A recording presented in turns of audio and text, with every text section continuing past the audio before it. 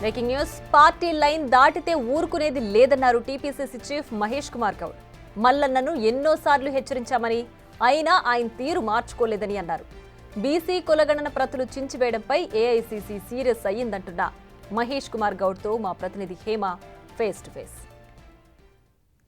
మొత్తానికి మీనాక్షి నటరాజన్ మార్క్ రాజకీయం అయితే టీ కాంగ్రెస్ లో కనిపిస్తుంది. తీన్మార్ మల్లన్న అలియాస్ చింతపండు నవీన్ ని కూడా పార్టీ నుంచి సస్పెండ్ చేశారు. ఇదే అంశం పైన మనతో పాటు మాట్లాడడానికి టీపీసీసీ చీఫ్ మహేష్ కుమార్ గౌడ్ ఉన్నారు. మాట్లాడదాం సార్. ఏంటి మొత్తానికి మీనాక్షి నటరాజన్ మార్క్ రాజకీయం అనుకోవచ్చా? మీనాక్షి నటరాజన్ గారు ఇన్ఛార్జ్ కాకముందే వారికి షోకాజ్ ఇవ్వడం జరిగింది.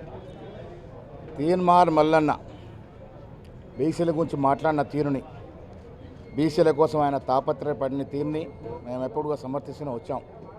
కానీ ఆ మాట్లాడిన తీరులో, ఆయన వివరించిన తీరులో కొంత మితిమీరి ప్రవర్తించడం, ముఖ్యంగా రాహుల్ గాంధీ గారి యొక్క ఆశయం మేరకు, ఆకాంక్షల మేరకు తెలంగాణలో రేవంత్ రెడ్డి గారి యొక్క కాంగ్రెస్ ప్రభుత్వం కుల సర్వే చేసింది.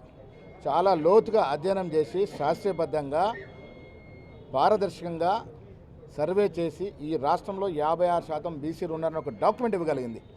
అలాంటి డాక్యుమెంట్ తగలబెట్టడం, ఆ డాక్యుమెంట్ మీద తీవ్ర పదజాలతో ఆయన మాట్లాడడం పట్ల ఏఐసీసీ దీన్ని తీవ్రంగా పరిగణించింది.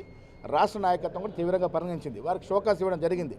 వారు ఎక్స్ప్లెనేషన్ షోకాజ్ నోటీసులు ఇచ్చినప్పటికీ కూడా వివరణ ఇవ్వకుండా పదే పదే అదే అంశాలను మళ్ళీ కంటిన్యూ చేయడాన్ని ఎలా చూస్తారు? అందుకే ఇవన్నిటి కూడా ఏఐసీసీ తీవ్రంగా పరిగణించింది.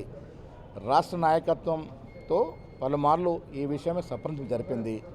ఏఐసీసీ చెందిన నాయకులు కూడా ఈయన విషయంలో ఆరా తీసినారు. సో ఇంక ప్రవర్తన అదే విధంగా ఉంది కాబట్టి క్రమశిక్షణ తీసుకోవాల్సిన విజ్ఞప్తి మేరకు తీసుకున్నాము. పోయిన నెలలో కూడా సుభాష్ రెడ్డి అనేటి మా సీనియర్ కాంగ్రెస్ నాయకుడు సస్పెండ్ చేయడం జరిగింది. కాంగ్రెస్ పార్టీకి డిసిప్లిన్ విషయం వచ్చినప్పుడు కులాలు, మతాలు, ప్రాంతాల భేదం ఉండదు.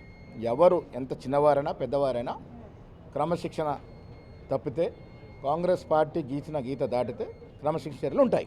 సార్, ప్రధానంగా ఇప్పుడు తీన్మార్ మల్లన్న సస్పెన్షన్ కానివ్వండి, గతంలో సుభాష్ది కానివ్వండి, ఇవన్నీ కూడా మీరు మిగతా నేతలకి ఏం చెప్పబోతున్నారు? పార్టీ లైన్ దాటితే ఎవరి పరిస్థితి అని ఇంతేనా? ఇంతటి వారైనా